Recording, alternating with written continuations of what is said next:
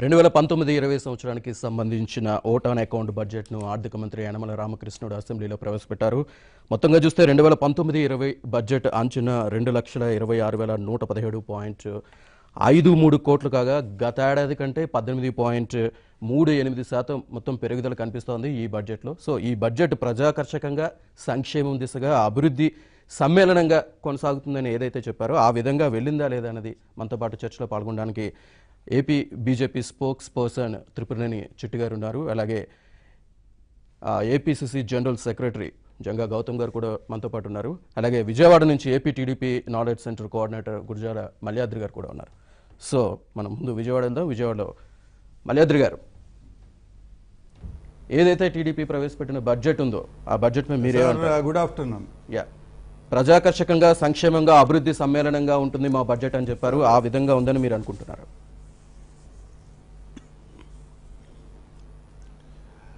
ఆర్థిక శాఖ మంత్రులు యనమల రామకృష్ణుడు గారు ప్రవేశపెట్టిన ఓట్ ఆన్ అకౌంట్ బడ్జెట్ అభివృద్ధి, సంక్షేమం, సామాజిక న్యాయం ఈ మూడు అంశాలకు సంబంధించి చాలా బ్యాలెన్స్డ్గా ఉన్న బడ్జెట్. ఏ అంశాన్ని విస్మరించకుండా అభివృద్ధి, సంక్షేమం, సామాజిక న్యాయం ఈ మూడు కాంపోనెంట్స్కి ఒక బ్యాలెన్స్ చేసిన ఒక చాలా ప్రోగ్రెసివ్ బడ్జెట్ అని చెప్పి మనం ఇది విశ్లేషించవచ్చు. రెండవది, గత బడ్జెట్ 1,96,000 కోట్లు ఉంటే ఇప్పుడు మనం 2,16,000 కోట్లు అంటే మీరు చెప్పినట్టు 18.38% ఈ బడ్జెట్ పెరగటం జరిగింది. కేంద్ర ప్రభుత్వం మనకి ఇవ్వాల్సిన నిధులు ఇవ్వకపోయినప్పటికీ, అట్లాగే రాష్ట్ర ప్రభుత్వం పన్నులు పెంచకుండానే చాలా తక్కువ మోతాదులో పన్నులు పెంచినప్పటికీ ఈరోజు సొంత వనరులను అభివృద్ధి చేసుకోవటం ద్వారా, లీకేజెస్ని కంట్రోల్ చేయటం ద్వారా, ప్రజల యొక్క ఆదాయం పెంచడం ద్వారా, టర్నోవర్ పెంచడం ద్వారా, అదే రకంగా స్వదేశీ విదేశీ పెట్టుబడులను ఆకర్షించి ద్వారా రాష్ట్రంలో ఒక ఎకనామిక్ యాక్టివిటీ జనరేట్ చేయటం ద్వారా, వాటి ద్వారా వచ్చే పన్నులు, అట్లాగే ఈరోజు అవినీతి ఇటువంటివన్నీ కూడా మనం తగ్గించడం ద్వారా, ఉదాహరణకి మన రేషన్ షాపుల్లోనే బయోమెట్రిక్స్ పెట్టడం ద్వారా 1,000 కోట్ల రూపాయలు ఆదా చేయగలగటం జరిగింది. అట్లాగే కఠినమైన చర్యలు, ఎర్రచందనం అటువంటి వాటన్నిటిని కూడా కంట్రోల్ చేయడం ద్వారా మరి కొన్ని వందల వేల కోట్ల రూపాయలు అక్కడ మనం ఆదాయం పెంచుకోవటం జరిగింది. ఇట్లా మైన్స్లో అంతకుముందు నామినల్గా వచ్చేది, మైనింగ్ రంగంలోనూ ఇతరత్ర అన్ని రకాల మనం ఆదాయాలను పెంచుకొని జాగ్రత్తగా ఫైనాన్స్, మన ముఖ్యమంత్రి వర్యులే ఆర్థికవేత్త కాబట్టి, ఆర్థిక శాస్త్రం మీద వారికి పట్టు ఉంది కాబట్టి యనమల రామకృష్ణుడు గారు, ముఖ్యమంత్రి గారు చాలా సొంత వనరులతోనే ఈ బడ్జెట్ని 2014తో పోల్చుకుంటే ఇప్పటికీ డబుల్ అయింది. సో ఇది ఒక గొప్ప విశేషం. అదే కేంద్ర ప్రభుత్వం కానీ మనకి ఇవ్వాల్సినవన్నీ కూడా ఇచ్చుంటే 80,000 కోట్ల రూపాయలు వాళ్ళు ఎగ్గొట్టారు. 4 సంవత్సరాలు తీసుకుంటే సంవత్సరానికి 20,000 కోట్ల రూపాయలు కేంద్రం నుంచి రావాల్సినవి రాలా. అయినప్పటికీ సొంత వనరులు పెంచుకోవటం ద్వారా, లీకేజెస్ని కంట్రోల్ చేయటం ద్వారా, అవినీతిని కంట్రోల్ చేయటం ద్వారా ఈరోజు ఒక మంచి బడ్జెట్ని, మంచి అభివృద్ధి, సంక్షేమం, సామాజిక న్యాయాన్ని సమకూర్చే ఒక మంచి బడ్జెట్ని ఆర్థిక శాఖ మంత్రులు ప్రవేశపెట్టిన దానికి వారికి అభినందనలు. ఇంకా కేటాయింపులు ఏ రంగానికి ఎలా కేటాయించారు ఏంటి అనే విషయాలు అవి మలిదఫా నా చర్చల్లో నేను మాట్లాడతాను. ఇప్పుడు ఇతర ప్రముఖులు కూడా ఉన్నారు కాబట్టి వాళ్ళ సమయం నేను తీసుకోవటం న్యాయం కాదు. కాబట్టి రెండో విడత నాకు అవకాశం వచ్చినప్పుడు ఏ రంగానికి ఎలా కేటాయించారు, దీంట్లో ఇంకా ఉండే ఇతరత్ర విశేషాలు ఏంటి అనేది నేను మీతో షేర్ చేసుకుంటాను. రైట్ గౌతమ్ గారు, మీరేమంటారు బడ్జెట్పై? ఆల్రెడీ ఇక్కడ ఒక చర్చ జరిగింది. ఇంత విస్తృతమైన స్థాయిలో రూపొందిస్తున్న బడ్జెట్లో ఏ విధంగా ఆదాయ మార్గాల్ని అన్వేషిస్తారు అనేది ఒక క్వశ్చన్. దానికి మీకు మార్గం కనిపించింది అనుకుంటున్నారు? 11వసారి యనమల రామకృష్ణుడు గారు బడ్జెట్ ప్రవేశపెట్టారు. వారికి పర్సనల్గా అభినందనలు, ఎందుకంటే 11 సార్లు అవకాశం వచ్చింది కనుక. వేరే బడ్జెట్ అనేది ఎన్నికల ముందు తాయిలాలు, రాయితీలు, ప్రజాకర్షక పథకాలు పెట్టి ఓట్ ఆన్ అకౌంట్ బడ్జెట్ని కూడా ఆ విధంగా తీర్చిదిద్దడం సర్వసాధారణం. మొన్న కేంద్ర బడ్జెట్ని కూడా చూసాము. సో నిజానికి ఒక 4 నెలల పాటు మాత్రమే లెక్కలు చెప్పే సర్దుబాట్లు చేసుకునే బడ్జెట్ని ప్రభుత్వాలు ఏం చేస్తున్నాయంటే, అది ఏ ప్రభుత్వాలు ఉన్నా కూడా చివరి బడ్జెట్ని ప్రజలకి ఇదిగో ఈ సంక్షేమానికి ఎంత కేటాయించాం, వాటికి ఎంత కేటాయించాం, మొత్తం లెక్కలు చూపే ఒక పని చేస్తున్నారు. కనుక ఓట్ ఆన్ అకౌంట్ బడ్జెట్ కాస్త ఓట్ల బడ్జెట్గా అది మారుతూ వచ్చింది. అందుకు తెలుగుదేశం కూడా అతీతంగా లేదనేది నాకు ఈ బడ్జెట్ చూస్తే అర్థమైంది. రెండవది, బడ్జెట్లో ఏం ఆశిస్తారో ప్రజలంటే, ప్రధానంగా గత 2014లో చంద్రబాబు నాయుడు గారు అధికారంలోకి రావడానికి ఎన్నికల మేనిఫెస్టో ఏదైతే ఇచ్చారో ఆ మేనిఫెస్టోని ఫుల్ఫిల్ చేయడానికి పరిపూర్ణంగా ఈ బడ్జెట్లన్నీ పనిచేసాయి లేదని మనం చూస్తాం. సో అలా చూసినప్పుడు, బేరీజు వేసినప్పుడు ఆ మేనిఫెస్టోలో పొందుపరిచిన అంశాలని ఒక ప్రభుత్వంగా ప్రజలు అధికారంలోకి ఇచ్చిన తర్వాత వాటిని అమలు చేయాల్సినటువంటి బాధ్యత వాళ్ళ మీద ఉంది కనుక అవి ఏమైనా నెరవేరే విధంగా ఈ బడ్జెట్లు మిగిలాయా అనేది ఒక అంశం. అయితే అలా అంటే కొన్ని అంశాలకి వాళ్ళు కేటాయింపులు పెంచుకుంటూ వచ్చారు, కొన్ని అంశాలకి, సంక్షేమ పథకాలకి, మిగతా అంశాలకి.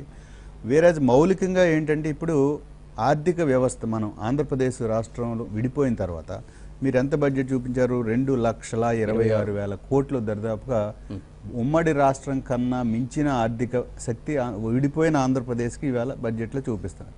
అంటే గత బడ్జెట్లో కూడా 1,90,000 కోట్లు సుమారుగా చూపించారు. సో ఇప్పుడు అప్పు ఎంత చూపించారు? అప్పు కూడా నాకు తెలిసి ఒక 2,23,260 కోట్లు దరిదాపుగా రాష్ట్ర అప్పు.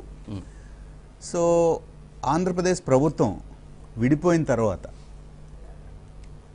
విడిపోయేటప్పటికి వచ్చినటువంటి అప్పు సుమారు ఒక 48,000 కోట్లు, 50,000 కోట్లు అయితే ఇప్పుడు 2,23,000 కోట్ల అప్పు అంటే సుమారు ఈ 5 ఏళ్లలో ఆంధ్రప్రదేశ్ ప్రభుత్వం 1,80,000 కోట్ల రూపాయల అప్పుని చేసింది. 1,80,000 కోట్ల అప్పుని చేసింది. సో ఇంత అప్పు చేసిన తర్వాత ఇంత బడ్జెట్ ఇవన్నీ మీరు చూపిస్తూ ఉన్నారు. ఆదాయము, ఖర్చు, ఎంత అప్పులు వడ్డీలు చెల్లించాలి ఇప్పుడు ఈ అప్పుకి, అది కూడా ఇంపార్టెంట్ కదా రాష్ట్రం. కనుక నేను చెప్పేది ఏంటంటే, మేనిఫెస్టోలో పెట్టిన అంశాల ప్రతిపాదనలో కొన్ని అంశాలకే మీరు చూశారు. ఉదాహరణకి ఏం చెప్పారు? ఇప్పుడు మళ్ళీ ఈవేళ కూడా ఏం చెప్పారు? రైతులకి సంపూర్ణంగా రుణమాఫీ చేసేసామని చెప్పారు. మీరు కావాలంటే ఆ పేజీలో 3వ పేజీలో ఆ వాక్యం ఉంది, చదవండి బడ్జెట్లో. మేమేమన్నాం అప్పుడు, లేదా ప్రభుత్వం ఏం చెప్పింది? ప్రభుత్వమే బ్యాంకర్స్ మీటింగ్ ఒకటి పెట్టింది. ఆ రోజు రైతుల రుణాలు ఎంతమంది తీసుకున్నారు, ఎన్నికల ముందు మేము హామీ ఇచ్చాం కదా, బేషరతు రుణమాఫీ, సంపూర్ణ రుణమాఫీ అని ఇచ్చారు కదా అంటే, వాళ్ళు 86,612 కోట్ల అప్పులు రైతులు ఉన్నాయని చెప్పారు. అప్పుడు దీనికి ఒక కమిటీ వేసి దాన్ని రైతుల రుణాలను 24,000 కోట్లకి తగ్గించి 24,000 కోట్లని 4 దఫాలుగా ఇచ్చి చివరికి ఇప్పుడు కూడా 8,000 కోట్లు మొన్నే పంజాబ్ బ్యాంక్ నుంచి అక్కడి నుంచి అప్పు తెచ్చి ఇప్పటికి ఇచ్చారు. 14,000 కోట్లు ఇచ్చారు, ఇంకొక 8,900 కోట్లు రిటర్న్ ట్రై చేశారు. ఇప్పుడు బడ్జెట్లో ఏం చెప్తున్నారు? మొత్తం సంపూర్ణ రుణమాఫీ చేశామని చెప్తున్నారు. సంపూర్ణ రుణమాఫీ కంటే ముందుగా ఆయన కూడా ఒకటి ప్రస్తావించారు. మొదటి విడతగా మేము కొంత ఇచ్చాం, మిగిలిన 2 విడతల్లో మేము ఇవ్వలేదు, అది కూడా ఇవ్వడానికి నెక్స్ట్ ప్రయత్నిస్తామని చెప్పారు. నేను వారి బడ్జెట్నే మీరు చదివి చూడండి, 2 పేజీలు ప్రతిపాదించిన దాంట్లో కూడా 2-3 పేజీల్లో ఉంది. వారిని చదివి వినిపించగలను, టైం మనకి ఇది కనుక. సో ఇలాంటి విషయాలు. రెండోది డ్వాక్రా రుణాల మాఫీ అన్నాం. అప్పుడు ప్రకటించినప్పుడు 15,000 కోట్లు, 14,000 కోట్లు సుమారు. దాన్ని చేయలేక 3-4 దఫాలుగా 2,000 కోట్లు, 3,000 కోట్లు అలా ఇచ్చి చివరికి ఇప్పుడు ఏమంటున్నారంటే, మళ్ళీ ఎన్నికలు వచ్చాయి కనుక ప్రతి డ్వాక్రా సభ్యురాలకి 10,000 రూపాయలు వేస్తున్నాం, దానికోసం బడ్జెట్ కేటాయించాం, కొంత పసుపు కుంకుమ ప్రోగ్రామ్ అంటారు. ఈ పసుపు కుంకుమ ప్రోగ్రామ్ కూడా మనం విడివిడిగా చర్చించాం. అసలు ఓవరాల్ గా చెప్పండి. ఓవరాల్ గా ఇది ఓట్ ఆన్ అకౌంట్ బడ్జెట్ కాస్త ఓట్ల బడ్జెట్ గానే చంద్రబాబు నాయుడు గారి ప్రభుత్వం ప్రవేశపెట్టింది. దీంట్లో లెక్కల గారడీని చూపించారు, ఆదాయాన్ని హెచ్చుగా చూపించారు, కేంద్రం నుంచి వచ్చే దాన్ని ఎక్కువగా అంచనా వేశారు. సో అప్పులు బేభత్సంగా ఉన్నాయి, వీటిని ఎలా బ్యాలెన్స్ చేస్తారు, అప్పులు ఎలా కడతారు, వడ్డీ. కానీ దాన్ని వాళ్ళు అప్పుల కింద చూపించట్లేదు. ఇది కేవలం విడిపోయిన రాష్ట్రంలో కొత్తగా ఏర్పడుతుంది కాబట్టి ఇది పెట్టుబడి మాత్రమే, ఈ పెట్టుబడి నుంచి ముందు ఆదాయం వస్తుంది అనేది వాళ్ళు చెప్తుంది. దాని గురించి మనం చర్చిద్దాం. సార్ చిట్టుబాబు గారు మీరే అంటారు? ఇది ఖచ్చితంగా నేను ఆయనతో ఏకీపిస్తాను. టోటల్గా లెక్కల గారడీ చూపించి, మాటల గారడీ, లెక్కల గారడీతోటి ఎన్నికల కోసం, ఓట్ల కోసమే. ఎందుకంటే ఉదాహరణ అనేక కులాలకి కేటాయింపులు చెప్పారు. బ్రాహ్మణులకి 50 కోట్లు, బీసీ వెల్ఫేర్కి వీళ్ళకి వైశ్యులకి 100 కోట్లు, మరి కాపులకి 1000 కోట్లు అన్నారు. అంటే కాపు ఓట్ల కోసమని అక్కడ 1000 కోట్లు, ఇక్కడ 50లు 100లు దాటి ఎక్కడా లేదు. ఒక ఈక్వేషను అంటే ఒక అందరికీ సమానం అనేది కాకుండా అక్కడ ఓట్లు ఎక్కువ ఉన్నాయి కనుక వాళ్ళకి 1000 కోట్లు, వీళ్ళకేమో 50 ఏదో ఒక అలా విసిరినట్టు విసిరేసి చేశారు. సో ఇది ఓట్ల కోసం. డ్వాక్రా మహిళలది 10,000 పెంచామన్నారు. ఇవాళ M7 జియో రిలీజ్ అయింది నిన్నే. ఆ జియో మీరు నెట్లో నొక్కితే ఆ 10,000 అప్పు, వాళ్ళకి రుణంగా ఫ్రీ కాదు, అది అప్పు కింద ఇచ్చింది. అది జియోలో క్లియర్గా ఉంది. ఇది అప్పు కింద ఇస్తున్న 10,000 ఇక్కడ ఇచ్చేస్తున్నట్టు చెప్పేశారు. అలాగే రుణమాఫీ అయిపోయినట్టు చెప్పేస్తారు. సో ఇవన్నీ ఏంటంటే ఇప్పుడు హయ్యెస్ట్ ఎప్పుడైనా సరే ఖజానా ఖాళీ అయినప్పుడు రిజర్వ్ బ్యాంక్ దగ్గర అప్పు తీసుకునే వెసులుబాటు ప్రతి రాష్ట్రానికి ఉంటుంది. మన దేశంలోనే హయ్యెస్ట్ ఇప్పటికి ఈ 3 ఏళ్లలో 2014, 15, 16, 16, 17కి 67 కోట్లు, 67,000 కోట్లు ఆర్బీఐ నుంచి తీసుకున్నారు రుణం. ఈ మొత్తం మన ఆంధ్ర రాష్ట్ర చరిత్ర తీసుకుంటే హయ్యెస్ట్ రుణాలు ఆ వెసులుబాటుని ప్రేతంగా వాడుకున్నది ఓన్లీ చంద్రబాబు. రాజశేఖర్ గారి పీరియడ్లో అసలు ఒక్క రూపాయి కూడా ఖజానా తగ్గిపోయిందని రుణం తీసుకోవాలా. తర్వాత ఎవరు మళ్ళీ కిరణ్ కుమార్ రెడ్డి పీరియడ్లో ఒక 7,000 కోట్లు ఎంతో తీసుకున్నారు. ఈయన అప్పుడు 36,000 కోట్లు తీసుకున్నాడు ఆయన 2001 నుంచి 2004 దాకా. ఇవాళ మళ్ళీ ఈ 3 ఏళ్లలోనే 67,000 కోట్లు తీసుకున్నాడు. ఇట్లా అవన్నీ రావు, దీంట్లో తెలియవు. రైట్. ఇది ఓటాన్ బడ్జెటా లేదా ఓట్ల బడ్జెట్ అనే దాని మీద చర్చ కొనసాగిద్దాం. ఒక చిన్న విరామం తర్వాత చూస్తూనే ఉండండి ఏబిఎన్.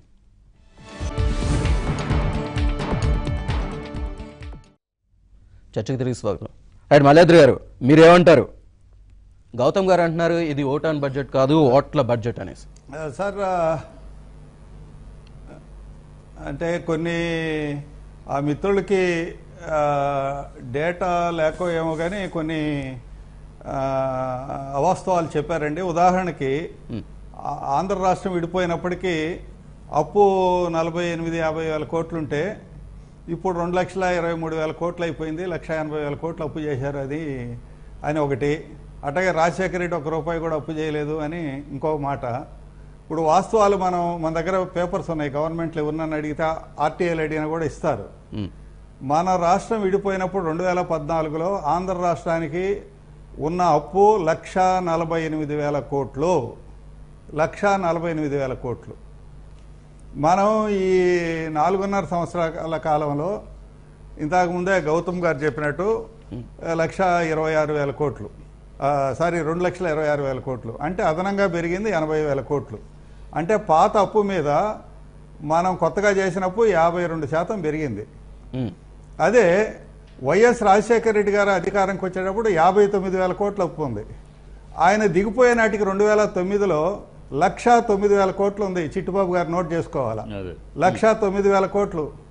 2009-10 నాటికి ఆంధ్ర రాష్ట్రం యొక్క అప్పు 1,09,000 కోట్లు. రాజశేఖర రెడ్డి అధికారంకి వచ్చినప్పుడు 59,000 కోట్లు. అంటే రాజశేఖర రెడ్డి గారు పాత అప్పు మీద 86% అప్పు చేశాడు. మీరు నాది అయిన తర్వాత చెప్పండి. చిట్టుబాబు గారు మీరు మాట్లాడినప్పుడు నేను మధ్యలో మీరు ఆగాల, నోట్ చేసుకోండి. It is not cross talk. అంటే రాజశేఖర రెడ్డి గారు పాత అప్పు మీద 86% అప్పు చేశాడు. ఆయనకు మిగులు బడ్జెట్ ఉండి, లోటు బడ్జెట్ ఉండి చంద్రబాబు నాయుడు గారు 52% అప్పు చేశాడు. అట్లాగే మోడీ గారు అధికారంకి వచ్చినప్పుడు 49 లక్షల కోట్లు అప్పు ఉంటే వారు మరో 33 లక్షల కోట్లు అదనంగా మోడీ గారు అప్పు చేశారు. అది కాకుండా ఒక 13 లక్షల కోట్ల రూపాయలు ఈ పెట్రోలు, డీజిల్, ఈ పెట్రో ప్రోడక్ట్స్ మీద పెంచాడు. ఆ రకంగా డిమానిటైజేషన్ ద్వారా ఇతరత్ర అన్నీ కలిపి విపరీతంగా పన్నులు వసూలు చేశారు. పైగా 33 లక్షల కోట్లు మోడీ గారు అప్పు చేశారు. వీళ్ళందరితో పోల్చుకుంటే తక్కువ అప్పు చేసింది చంద్రబాబు నాయుడు గారు. ఎక్కువ అభివృద్ధి చేసింది, ఎక్కువ సంక్షేమం ఇచ్చింది చంద్రబాబు నాయుడు గారు. సో అప్పులకు సంబంధించి వాస్తవాలు ఒకసారి మీరు వెరిఫై చేసుకొని కరెక్ట్ చేసుకోవాలని చెప్పి నా మనవి. ఇక రెండవది తెలంగాణ లెక్కలు కూడా ఉన్నాయి, అది ఇప్పుడు మనకి ఇక్కడ తెలంగాణ వాళ్ళు లేరు కాబట్టి నేను దాని గురించి పోవట్లా. మూడవది ఇప్పుడు రైతు రుణమాఫీకి దేశంలో వివిధ దశల్లో మనకి రుణమాఫీ చేశారు కాంగ్రెస్ ప్రభుత్వాలు. ఎప్పుడు కూడా రైతు రుణమాఫీ అంటే పంట రుణాలే రైతు రుణమాఫీ తప్ప వ్యవసాయ అనుబంధ రంగాలు, నేను ఒక రైస్ మిల్లు కట్టుకుంటేనో లేకపోతే నేను ఒక హార్వెస్టర్ కొనుక్కుంటేనో ఇటువంటి నేను కోళ్ల ఫారం పెట్టుకుంటే అవన్నీ రైతు రుణమాఫీ కింద ఎక్కడ కూడా ఈ దేశంలో 72 ఏళ్లలో ఏ ప్రభుత్వం కూడా రద్దు చేయాల. అవన్నీ కలిపితే వాళ్ళు చెప్పినట్టు ఆ 80,000 కోట్లు. కానీ పంట రుణాలు 24,000 కోట్లే. 24,000 కోట్లు రద్దు చేశాం. పదే వైఎస్ఆర్ పార్టీ వాళ్ళు అబద్ధాలు చెప్పారు. అబద్ధాలు 80,000 కోట్ల అప్పు రద్దు చేయాల్సి వస్తే 24,000 కోట్ల అప్పు రద్దు చేశారు అనేది అన్యాయం. అదే మోడీ గారు ₹1 దీనికి ఇవ్వకపోయినా దాని గురించి జగన్మోహన్ రెడ్డి ప్రశ్నించడం, ఎందుకు ఇవ్వయా నువ్వు ఇక్కడ వెనకబడ్డ ఈ జిల్లాకి? ఆత్మహత్యలు రాజశేఖర రెడ్డి హయాంలో 14,500 ఆత్మహత్యలు రాజశేఖర రెడ్డి గారి హయాంలో జరిగినాయి. కాబట్టి మీరు కేంద్రం కూడా మాకు కొంత ఆదుకోండి అని చెప్పి జగన్మోహన్ రెడ్డి అడగకుండా కేవలం తెలుగుదేశాన్ని టార్గెట్ చేస్తున్నారు. ఇది కరెక్ట్ కాదు. అందువల్ల దేశంలో 29 రాష్ట్రాలు 24,000 కోట్లు ఈ దామాషాలో ఏ రాష్ట్రం కూడా ఈ 72 ఏళ్లలో రాష్ట్ర నిధుల నుంచి 24,000 కోట్లు ఈ దామాషాలో 29 రాష్ట్రాల్లో ఏ రాష్ట్రం కూడా ఇవ్వాల. కాబట్టి దాన్ని మా మిత్రుడు ఆయన కొంచెం ఆబ్జెక్టివ్గా ఉంటాడు, ఎవరో గౌతమ్ గారు అప్రిషియేట్ చేయాలని చెప్పి నేను విజ్ఞప్తి చేస్తున్నా. చిట్టుబాబు గారు బీజేపీ కాబట్టి ఎటో అప్రిషియేట్ చేయడు, చేస్తే వారి పెద్ద మనసుకి నేను ధన్యవాదాలు చెప్తా. ఇక డ్వాక్రా రుణమాఫీ 21,000 కోట్ల రూపాయలు, 21,000 కోట్ల. రాజశేఖర రెడ్డి గారు కేవలం 267 కోట్లే. రాజశేఖర రెడ్డి గారు 267 కోట్లే డ్వాక్రా మహిళలకు ఇచ్చింది. వాళ్ళకి నిధులు కొరత ఏర్పడి మైక్రో ఫైనాన్స్ బారిన పడి 200 మంది వాళ్ళ వేధింపుల వల్ల చనిపోయారు. ఎందుకు ఈరోజు మైక్రో ఫైనాన్స్ బారిన మహిళలు ఎవరు పడట్లా? 21,000 కోట్ల రూపాయలు ఇచ్చాం. మహిళలందరూ చాలా హ్యాపీగా ఉన్నారు. కాబట్టి ఈ లెక్కలు కూడా దయచేసి అర్థం చేసుకోవాలి. ఇకపోతే ఇప్పుడు ఈ కాపులకి ఎక్కువ ఇచ్చారు, బ్రాహ్మణులకు తక్కువ ఇచ్చారు, ఇది న్యాయం కాదు, అన్చారిటబుల్. కాపులు అగ్రకులాల్లో ఉండే మొత్తం పాపులేషన్లో సగం ఉన్నారు. కాబట్టి ప్రపోర్షనేట్గా కదా ఎవరైనా ఇస్తారు. అసలు బ్రాహ్మణుల్ని 70 ఏళ్ల కాలంలో వాళ్ళకి కార్పొరేషన్ పెట్టింది తెలుగుదేశం, చంద్రబాబు నాయుడు గారు. బీజేపీ కానీ కాంగ్రెస్ కానీ లేకపోతే ఇంకొకరు కానీ ఎవరో నలుగురికి పదవులు ఇచ్చారు తప్ప ఆ కమ్యూనిటీని అన్యాయం చేశారు. బ్రాహ్మణ కమ్యూనిటీని, వైశ్య కమ్యూనిటీ అన్యాయం చేశారు. ఎవరికో ఒక ఆయనకు పదవి ఇచ్చేసి ఇదిగో మీ బ్రాహ్మణులకు ఇచ్చాం, మీ వైశ్యులకు ఇచ్చామని చెప్పారు తప్ప ఆ కమ్యూనిటీ వెల్ఫేర్ ఎవరు చేయలే, వైశ్య కానీ బ్రాహ్మణ కానీ. ఈరోజు వైశ్యులు బ్రాహ్మణుల యొక్క వెల్ఫేర్ ని ఫస్ట్ కార్పొరేషన్లు ఏర్పాటు చేస్తుంది ఒక తెలుగుదేశం ప్రభుత్వం. కాబట్టి నిన్న మోడీ గారు దేశం అంతా కలిపి రైతులకు 6,000 కోట్లు ఇస్తే మేము రైతులకి 5,000 కోట్లు బడ్జెట్లో పెట్టాం. ఒక రాష్ట్రం 5,000 కోట్లు బడ్జెట్లో పెట్టింది సుఖీభవ అన్నదాత సుఖీభవ కార్యక్రమానికి. అందువల్ల బీజేపీ వాళ్ళు రైతుల గురించి మాట్లాడటం, అందువల్ల అంకెల గారడి అంతా కూడా మాటల గారడి, అంకెల గారడి, పీయూష్ గోయల్ పెట్టిన బడ్జెట్ అది టోటల్ ఫ్లాప్ బడ్జెట్, టోటల్ గారడి, మాటల గారడి బడ్జెట్. అందువల్ల ఇది అభివృద్ధి, సంక్షేమం, సామాజిక న్యాయం మూడింటిని బ్యాలెన్స్ చేసిన ఒక మంచి బడ్జెట్. 11 సార్లు ఒక బలహీన వర్గాలకు చెందిన మా యనమల రామకృష్ణుడు గారు ఆయన అనుభవం అంతా ఉపయోగించి, చంద్రబాబు నాయుడు గారు ఆర్థికవేత్త కాబట్టి ఆయన తోడ్పాటు తీసుకొని ఒక మంచి బడ్జెట్ ప్రవేశపెట్టారు. ఈ బడ్జెట్ మీరిద్దరు కూడా ఆహ్వానించాలని, అభినందించాలని విజ్ఞప్తి. రైట్ గౌతమ్ గారు. ఒకటి మాల్యాద్రి గారికి నేను ముందే చెప్పాను, బేసిక్ స్ట్రక్చర్ని బడ్జెట్ని మనం ఎలా చూస్తామంటే అట్లీస్ట్ మీరు ఇచ్చిన హామీలకి దాని కొనసాగింపులు అవన్నీ జరుగుతున్నాయా లేదనేది ఒకటి బేరీజ్ వేస్తాం. అలాగే ఇప్పుడు రాష్ట్ర ఆర్థిక పరిస్థితి, ఇప్పుడు కేంద్ర బడ్జెట్తో రాష్ట్ర బడ్జెట్ని పోల్చలేం, లేదా పక్క రాష్ట్రాలతో మన బడ్జెట్లను పోల్చుకోలేం. ఏ రాష్ట్ర ఆదాయం ఆ రాష్ట్రాన్ని, ఆ రాష్ట్ర ప్రత్యేక పరిస్థితులు, ఆ రాష్ట్ర ఆదాయ ఖర్చులు బడ్జెట్ రూపొందించుకుంటాం. కానీ అక్కడ కేంద్ర బడ్జెట్నే మీరు ప్రస్తావించారు కాబట్టి అక్కడ బడ్జెట్ను చూసుకుంటే ఎక్కడైతే మధ్యప్రదేశ్, ఛత్తీస్గఢ్ వీటిల్లో ఎక్కడైతే వాళ్ళు ఓట్లు కోల్పోయారు వాళ్ళని దృష్టిలో పెట్టుకుని రైతులు ఏవైతే ధర్నాలు చేశారో వీటిని దృష్టిలో పెట్టుకుని రైతు బడ్జెట్ను ప్రవేశపెట్టారు.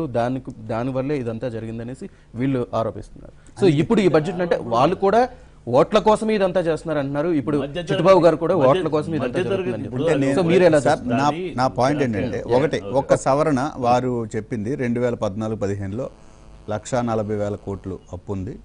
2017-18కు 2,23,000 కోట్లు అంటే 80,000 కోట్లు, సుమారుగా 75-80,000 కోట్లు మాత్రమే మేము ఈ 5 ఏళ్ళలో అప్పు చేశారు. You are right sir, you are right. 80,000 కోట్ల అప్పు అయితే తెచ్చారు. నేను చెప్పింది ఇంకో 50 కోట్లు ఎక్కువ ఉండొచ్చు. సో 80,000 కోట్లు అనేది నేను అది ఒప్పుకుంటున్నాను, వారు చెప్పిందే కరెక్ట్. ఎందుకంటే బడ్జెట్ పేపర్లో అది కూడా ఉంది. సో వేరే ఇప్పుడు మీరు ఏం చెప్తున్నారంటే రెవెన్యూ లోటును 32,000 కోట్లుగా చూపించారు. మనకు విడిపోయినప్పుడు 16,000 కోట్లు, ఇప్పుడు 32,000 కోట్లు. సో రెవెన్యూ లోటు పక్కన ఉంది. సో అప్పులు 2,23,000 కోట్లు ఒక పక్క చూపిస్తున్నారు. సో ఆదాయం ఇప్పుడు ఎంత చూపించారు? 2,26,000 కోట్లు మొత్తం ఏది దీనికి బడ్జెట్ ప్రవేశపెట్టారు. సో ఈ 2,20,000 కోట్లు అన్ని లెక్కలు సర్దేశారు. ఇప్పుడు లెక్కలు సర్దుబాటు చేయడానికి ఏముంది? యనమల రామకృష్ణ గారు, 4 మంత్రులు, కేబినెట్ ఆర్థికవేత్తలను కూర్చోబెట్టుకుని ప్రతి శాఖకి ఎంత కేటాయించాలో డేటా ఇచ్చేశారు. అయితే ఇవన్నీ చూసి అద్భుతంగా ఉందనుకుంటే అద్భుతంగా ఉంది మాల్యాద్రి గారు. ఇవే కనుక లెక్కలనే కనుక ఇలాగే చూపించేసేస్తే అద్భుతంగా ఉంది. కానీ నేను ఉదాహరణకు 2-3 ప్రశ్నలు అడుగుతున్నాను. మీరు కాపులకి 1,000 కోట్లు ఇచ్చామని గొప్పగా చెప్తున్నారు, నేను కూడా వెల్కమ్ చేస్తున్నాను. ఎందుకంటే జనాభా కూడా చాలా ఎక్కువ. ఎప్పుడు ఇచ్చారు కాపులకి మీరు 1,000 కోట్లు అని అంటే మీరు గుర్తుపెట్టుకోండి. అంటే మీరు కాపుల్ని బీసీలో చేరుస్తామని హామీ ఇచ్చి దాన్ని మర్చిపోతే, ఆ సామాజిక వర్గం పెద్ద ఉద్యమం చేస్తే దాన్ని సంతృప్తిపరచడానికి మొదలుపెట్టి ముందు 500 కోట్లు ఇచ్చి ఇప్పుడు 1,000 కోట్లకు వచ్చారు. ఇది ఫ్యాక్టా కాదా? కనుక మీరు ఉదారంగా కాపులకి ఇచ్చేసాము అని చెప్పడం అనేది, మీరు ఇంకా అసలు డిమాండ్ని మళ్ళీ అలాగే ఉంది. ఇప్పుడు మళ్ళీ ఏదో అగ్రకులాల్లో 10% రిజర్వేషన్లో 5% ఇస్తామని ఒక కొత్త అవకాశం మోడీ గారు ఇచ్చారు. మీరు దాన్ని రాష్ట్రాలకు అనుగుణంగా దాన్ని ఒక ట్విస్ట్ ఇచ్చారు. అది ఎంత మేరకు లీగలైజ్ అవుతుంది అనేది వేరే చూద్దాం. అదొక పాయింట్. బీసీలకు బీసీలకు మనం ఏమి ఇచ్చారు మీరు మేనిఫెస్టోలో? బీసీలకి సప్లాన్ పెట్టి చట్టబద్ధత కల్పిస్తా ఉన్నారు. మొన్న బీసీ మహాసభలో కూడా మీరు హామీ ఇచ్చారు. ఏది రాజమండ్రిలో జరిగిన జైహో బీసీ సభలో. కానీ ఈ 5 బడ్జెట్లలో మీరు చేయగలిగారా? బీసీలకు మీరు పునాది, మాకు ఓట్ బ్యాంకు, మా మంత్రులు బీసీలు ఎక్కువ ఉన్నారు, మా బీసీ పార్టీ అని చెప్పుకునే వాళ్ళు ఈ 5వ బడ్జెట్లోనైనా ముందైనా కేబినెట్ ఇదిగో బీసీలకు చట్టబద్ధత కల్పించేసే ఇచ్చారేమో వారు చెప్పాలి. మాల్యాద్రి గారు, నాకు తెలియదు బీసీలకి చట్టబద్ధత.